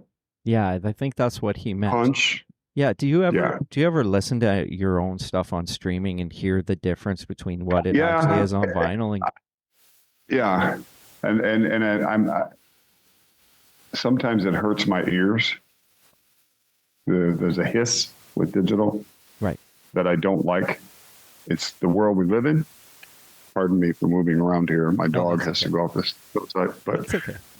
There's a hiss with digital that the younger generation don't notice because they grew up with it. That you and I grew up on that warm, luscious vinyl sound. And I can put on a vinyl record from 75 and put on a vinyl record from 2025 and hear the total difference. It's just a copy cut into a piece of plastic. That's right. It's digital, and it's not organically recorded with 4 or 5 guys in a room. which I tried to do here on this record, where I wanted the rhythm guitars in the room and I wanted the drums and everybody separated. And it's not really easy to do financially, time-wise, like the old days. You don't just go lock yourself in a room and record a record. And I wanted to sing along with the band. A couple tracks I did just to demo it and see if it felt right. But yeah, there's a hiss to digital that irritates my high end of my ears, and that's due to too many loud Marshalls and cymbal crashes, I think, over the years. Because I go, oh my God, that's bright. And they're like, it's not that bad. And I'm like, it's like bacon frying. I mean, I've always found drums, and I've said this before, I always found the drums with how they're compressed, that when you put on a vinyl. So I remember going from, like listening to tapes and records in the 80s, and then all of a sudden everything moved to CDs. And I'd get the CD that I used to have on vinyl or tape, and I'd go, this doesn't feel the same to me. Mm-hmm. It feels cold. It doesn't have that same warmth that it did before. And then when vinyl came back and I started getting this stuff on vinyl again, I felt like, that's it. There it is. It's back. Yeah. Yeah. Well, thank God that's happening. But quantizing drums for a lot of the new metal bands, everything is graphed, right? Yeah. This little code, bam. They use the same riff here, bam. And you got the same drum sound, everything's super quantized, it's all programmed, and there's no human element in it. The drummer may sit down and play that, but then they put all those samples on top of it, and they kill that human touch. Yeah. I can listen to a Queen album, like the first 3 or 4, and go, those guys are in a room together. Yeah. And the drums don't sound phenomenal, but they sound great. Yeah. And the Roger Taylor's singing into a microphone while he's playing. And wow, or I listen to Elton John play piano and sing Tiny Dancer. He's in a room with that microphone singing that alone. Yeah, and Tom Petty. Those guys are all vintage nerds. They played everything together. They rehearse incessantly. Oh man, I have a lot of Tom Petty on vinyl, but that first the Damn the Torpedoes album on vinyl, when you put that on, and there's some Mellencamp stuff too, like Lonesome Jubilee, the instrumentation, the instrumentation and the production, and I mean Kenny Aronoff's a killer drummer, but just listening to the whole thing, it's an event almost. Those albums are... Well, it's like Bryan Adams, that guitar player that he's got. I don't remember his name. I can't remember. That guy, nobody talks about him, but he's like Mike Campbell from Tom Petty. Absolutely. Without them, it wouldn't be Bryan Adams, Nope, I agree. If you listen to some of those songs, the guitar texture and tone and feel, the touch, that's real. Yeah. And Mike Campbell... he wrote Boys of Summer for Don Henley, was originally intended for Tom. And Tom, because I don't like it, he gave it to Henley, and Henley called him on the way home. Well, I think I just wrote the biggest song of my life. Come back and listen to this. And he was the first guy to sample Lindrum, that shika, chicka, chicka, chicka. He was just playing with it. He had the first prototype, and it crashed. And Campbell, I watched him the other day. He was like, man, I freaked out because I had programmed this whole song, played all the guitars, and then I turned it on and everything was gone because it was like not even up to standard yet. It was just that, hey, we're inventing this thing. Would you like to mess with it? Yeah. But Mike Campbell's guitar playing, we play Room at the Top. That album, I think, was Echoes by Tom Petty. Okay. He was going through the divorce, and the lyric is basically based on the night he played in front of 30,000 people. He's one of the biggest pop stars in the universe, gets an email that his wife's divorcing him. He's got the world in his hand, and he's just sitting in this giant hotel room looking out the window. And I got a room at the top of the world tonight, and I ain't coming down. It's just so deep. I mean, the guy could say more in 3 words than I can say in 10. Oh, he's so won't back down. Fucking brilliant. And John Cougar, I mean, the old records, Jack and Diane. Yeah, American Fool. Yeah, and then the old... Yeah. I mean, those records, even the old Bruce Springsteen records, I mean, the live Christmas album, that stuff, and the Beatles stuff, the It's Zeppelin timeless, stuff. man. The Zeppelin. I mean, even some of the Deep Purple stuff, like Machine Head. You go back and listen to that. And It's done on a mobile. I know it's crazy. I did a gig with Ian Pace in Bulgaria. He only agreed to do it when I was singing, if we played the B-sides. Yeah. And I go, you mean like Rad Bad Blue? And, he goes, yeah, because I play Smoke in the Water and Space Truckin' every night. I don't want to do that. And we played for about 5,000 people. It was amazing. And he told me, I asked him about the live Deep Purple album made in Japan. And I said, that is one of the greatest live records I've ever heard in my life. He said, well, the band had broken up that day. We got into a fist fight, a brawl in the dressing room, and all the microphones were set up to a mobile. And we were so pissed off at each other. That's why it came across so great. I said, really? He goes, oh, yeah. Ian and Richie were rolling on the floor, pulling hair, punching each other. And he goes, we went on stage and was like, we're going to play like it's the end of our life. And it was. It was the end of the band. But that's where they captured that energy, because we were just so sick of each other. The early Whitesnake albums, like you put those on as well, like the Ready and Willing album. I have that on. I have an original vinyl copy of that. It is it's incredible sonically, but the smoothness and the warmth. It's dry. It's dry and real. Yeah. And even his first attempt, North Winds, Right. that record, I have a guy turned me onto that like in, God, I want to say 1980. Yeah. And this is the guy from Deep Purple. They did Stormbringer. I said, oh, put it on. And it was his first solo record. And I went, this is brilliant. Yeah. It's almost like he was forced to be successful I mean, the 87 album is phenomenal. We'll never debate that, because John Sykes did such a great, guitar playing so phenomenal. Don't forget about that. Yeah, and that's an incredible album. But those early Whitesnake albums too are just, it's a different sound, but it's a great sound. I think he made a great mistake with Bernie Marsden and Mickey Moody. That unit with Ian Pace and John Lord, that was a great rock and roll band. I mean, those big blues rock. Bernie Marsden, Fool for Your Lovin', all those great songs that were reissued, I don't know how many times, and were number ones again. He wrote those. Yeah. Underrated, rest in peace. But Mickey Moody, another one. Phenomenal those guys. Tandem, right? Yeah. I mean, and like the old Nazareth albums, we mentioned Johnny earlier. I mean, if you listen to Hair of the Dog, or even like Bad Company, the first record, the black and white Bad one. Company album is, yeah. It's done in 6 days. And during the solo of Ready for Love, Mick Ralphs was outside in a chair recording with headphones, and a dog jumped on his back. One of the Zeppelin guys came out in the yard and jumped on him, and he made a mistake. He was like, what's on my back? And he kept playing. But they got lucky, because Headley Grange, the band, decided, we're going home for a couple of weeks. And Peter Grant said, the mobile's open at Headley Grange. Go record your first record. They did that whole album in 6 days. Plus, I don't know how many outtakes they didn't use. Classic, right? God. This is just... They did a A-B thing. Have you seen that with Paul Rogers? From Free to like 2010. They A-B'd him singing All Right Now. And then in 2010, he's better.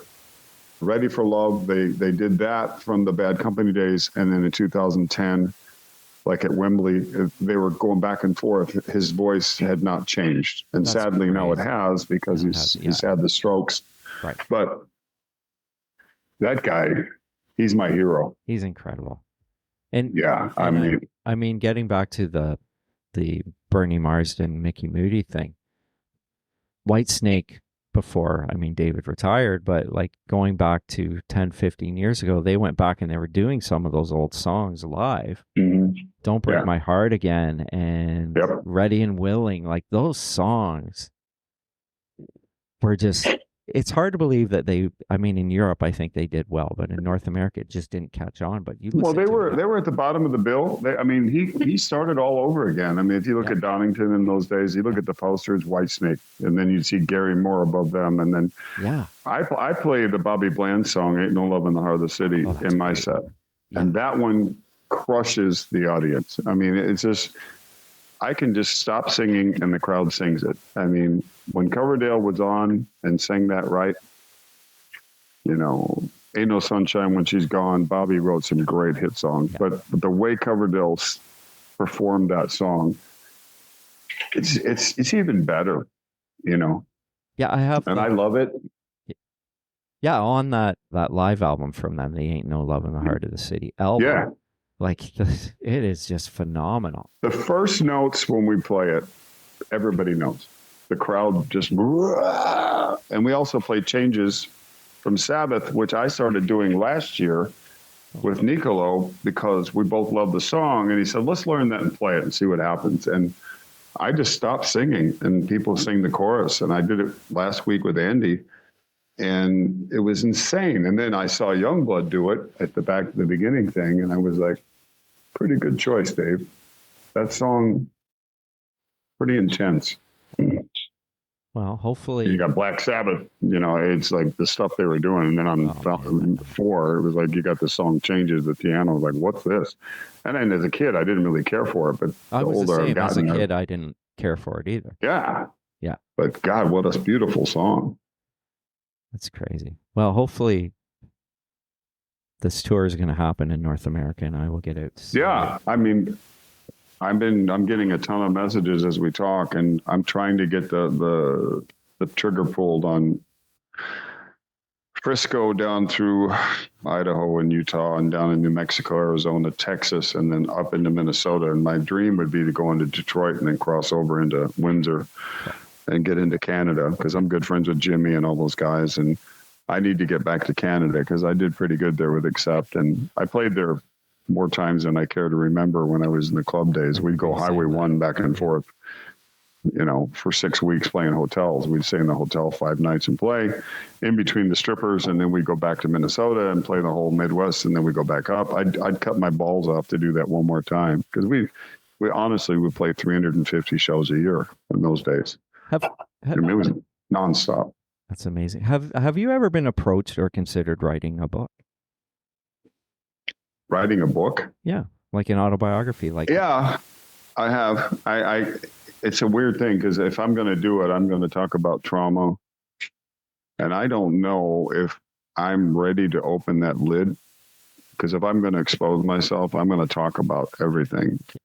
I can't remember anything past 5, but lower than that, or 6. But I grew up in a very turbulent household, very violent, disconnected, dysfunctional home life. And I think that molded the person that I am because I'm my own worst enemy as a person, critical of myself. And that comes from being told you're dirt, you're going to be nothing. And it's always in there. You know, no matter how many times you tell me yourself it's not, you always hear that voice. Yeah. So to tell the story, I would have to tell the Dave story. You know, I would, as a child, for instance, I'll give a little lead. I would come up with these, we called them Wendy's. I'd make up these exaggerated fantasy stories for attention. Well, I'll give you one. My grandmother was like my mother. She was raising me, and they lived way out in the sticks in a farm in Oklahoma. And I had told a bunch of the school kids that I had a pet dolphin. And one day I'm sitting in the house doing something, and a bunch of kids knocked on the door, the screen porch door, and she said, "Dave, your friends are here to see your pet dolphin." Oh, and oh yeah. So I ran to the door, and they're all standing there big-eyed wanting to see a dolphin. A bunch of hicks from the country had never seen a dolphin. And I came up with this terrible lie that government had flown in with a helicopter and rescued it and flew it back to the ocean and released it. I would do things like that. And I don't know if it was a defense mechanism as a kid, you know, to make friends or whatever it was. But when they left, she sat me down and she said to me, "David, you don't lie. You don't tell stories. I love you. You don't have to do that." And I remember crying heavily going, "Why do I do this? What's wrong with me?" Yeah. That's pretty deep, but I got busted. But then to cover the lie, I came up with another one, and she just stood there listening. And then when I sat down, she gave me that loving, "You don't have to do that because I love you anyways," you know? So I want to delve into that if I do write my life story. I've never been in a relationship this long. I'm married now for years. I've been with the same woman for 11 years. That never happened to me. It's the best thing that ever happened to me. I'm learning as in a relationship how things change, that it's okay. Yeah. Yeah. And playing with people in bands is like having 4 other wives too. I'm learning how to just let those people be themselves. Because if you try to like jump in and go, you got to do this, it doesn't work. Yeah. If they're doing their job, performing well, and they're contributing, lay off. It's working. It's me. There's nothing wrong. Now, there is a lot wrong with booking agents and, lying promoters and people stealing your money. And, you just have to, call them on their bullshit. And I've gotten really much better at that. Yeah. All you have to do is count the money. You have to. Huh? You have, there comes a point where you have to, Well, there's the point where you have to, but there's also a fine line where they're so in control of you, the business, of the way things work, and it's so competitive that if you offend them because they're lying and you call them on it, they can just basically push a button and say don't book this guy. Yeah, which is crazy. You know what I'm saying? So it's a very odd dichotomy with, you either say, you know what have I got to lose? That's a lie. You're lying.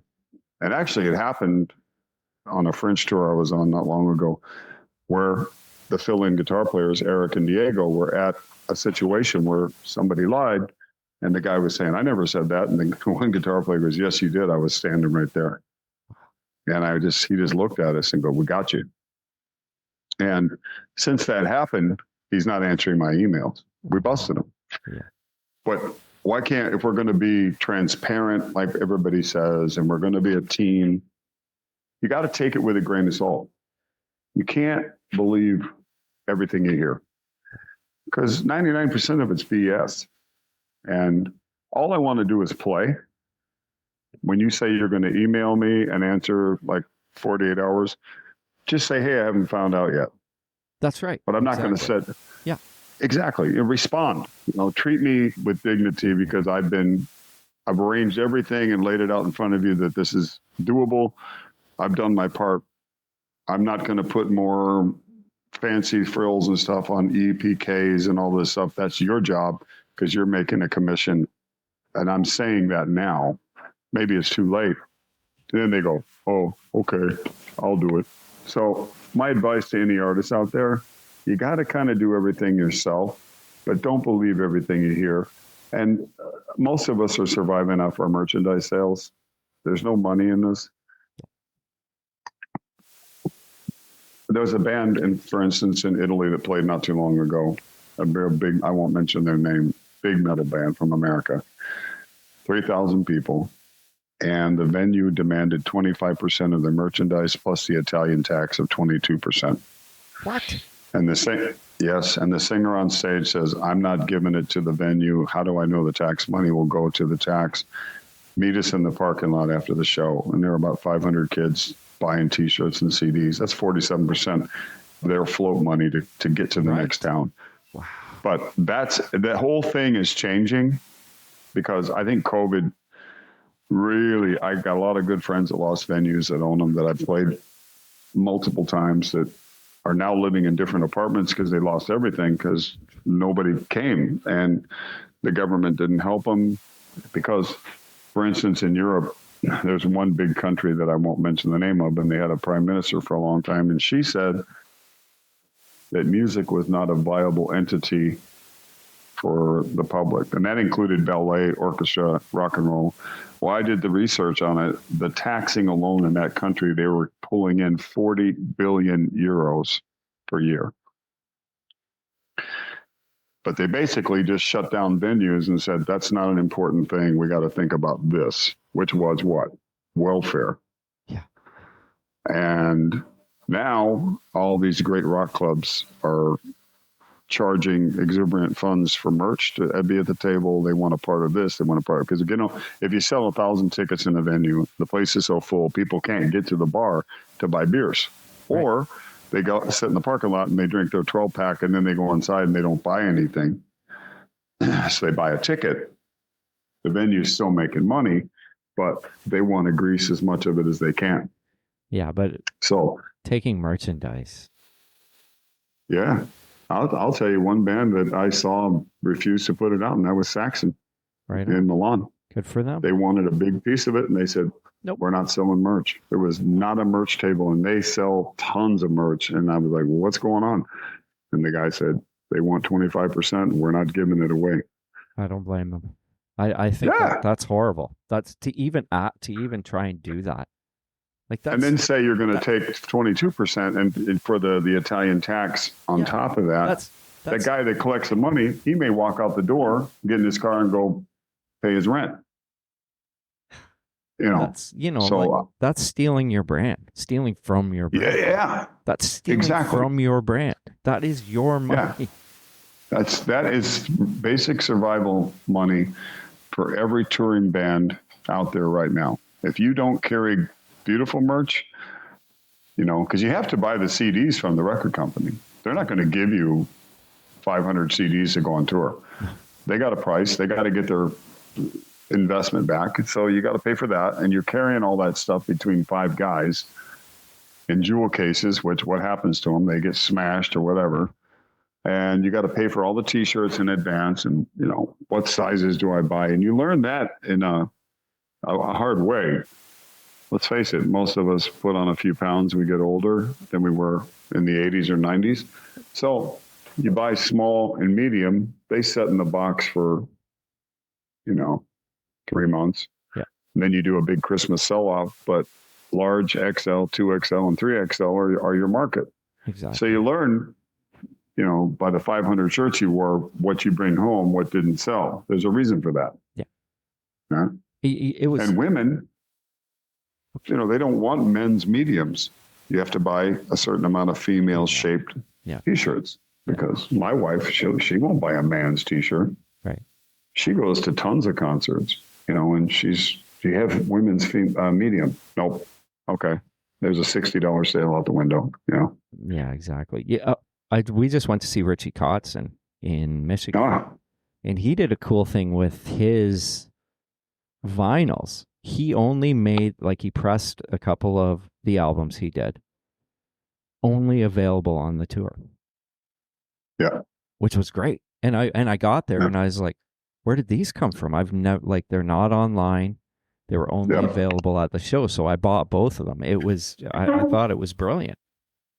Yeah. And you put gas in his tank and you fed the band. He probably paid the band, and he probably out of pocket had to make all those vinyls. And that's a smart move. Yeah. I mean, it was cool. But merchandise is your lifeblood. I ran out on the Alcatraz Girls School tour. The last 3 shows I did, I had no CDs, which I'm blessed. I had people coming to Vienna from Spain and Hungary because we didn't play there. And that's a 6-7 hour train ride for some of them. And we just came here to see you. What do you got in the merch booth? Well, you're lucky. There's 10 copies left. They bought up everything. And that makes you feel pretty good. That's cool. Well, David, I want to thank you. I mean, we're almost 2 hours here. I'm sorry I kept you so long. Yeah, Tyson, this has been great. But it's great, man, I love it. It's always great to catch up and talk with you about everything, really. I mean, we got Act 2 in there, but we had a lot of other conversation, which was great. So, and that's cool because you know what? I do the 30-minute Zoom allotment, and we have to cover everything. And what does this mean? But at least you and I can sit down and openly discuss Dave's weird behavior as a kid, our feelings about war, lyric content, bands that we loved, the sound. Yeah. I appreciate it. Thank you. And I appreciate it as well. So, I mean, as I leave you, I probably won't talk to you till next year, but I mean, all the best and have a great Christmas and great New Year's. And hopefully I'll see you in a few months on tour somewhere in North America. So As soon as I get the trigger pulled, and if there's any Canadian dates, you'll be one of the first to know. Okay, And Merry Christmas to you and your family and all your boys. you as well. And God bless you and your family, and Happy New Year, and much success to you. And thank you to all your listeners. Okay, David, thank you. And we'll hopefully the people will keep listening to this album too, because it's so great. So Yeah, thank you very much. okay, David, take care. Ciao, Tyson. Ciao. Take care. Bye-bye. Bye. Bye.